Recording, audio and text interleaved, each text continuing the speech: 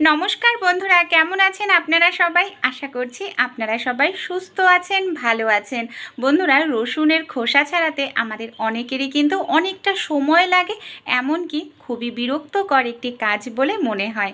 তাই আজকে আমি আপনাদের সঙ্গে খুবই সহজ অসাধারণ একটি টিপস শেয়ার করতে চলেছি রসুনের খোসা ছাড়ানো নিয়ে।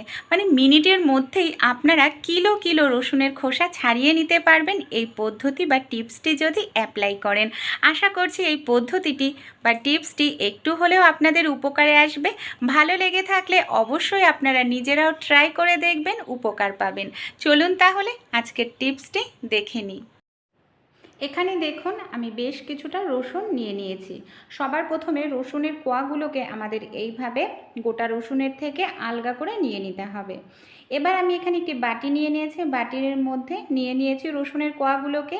এখানে আমাদের রসুনটাকে ডিপ ফ্রিজের মধ্যে রাখতে হবে 2 থেকে 3 মিনিটের জন্য। আমি এখানে 3 মিনিট মতো রেখে দিয়েছিলাম। দেখুন, ডিপ ফ্রিজে রাখার কারণে রসুনের যে গায়ের খোসাটা আছে না, সেটা কিন্তু একেবারে নরম হয়ে যায়। নর্মালভাবে রসুনের খোসা ছাড়াতে গেলে আমাদের নখ দিয়ে টানাটানি করতে লাগে, নখটা ব্যথাও হয়ে যায়। সেক্ষেত্রে আমাদের অনেকে আবার গরম জল দিয়ে দেন, সেক্ষেত্রে আমাদের গ্যাসটাও খরচা করতে হয়। তাই আমাদের কোনো রকম গ্যাস খরচার প্রয়োজন পড়বে না, গরম জলের প্রয়োজন নেই। রসুনটা আপনারা যখন ছাড়াবেন তার 1 থেকে 2 মিনিট আগে রসুনের কোয়াগুলোকে এইভাবে আলাদা করে আপনারা একটু ফ্রিজের মধ্যে রেখে দেন। দেখবেন অবাক হয়ে যাবেন, এত দ্রুত রসুন আপনারা নর্মালভাবে ছাড়াতে পারবেন না।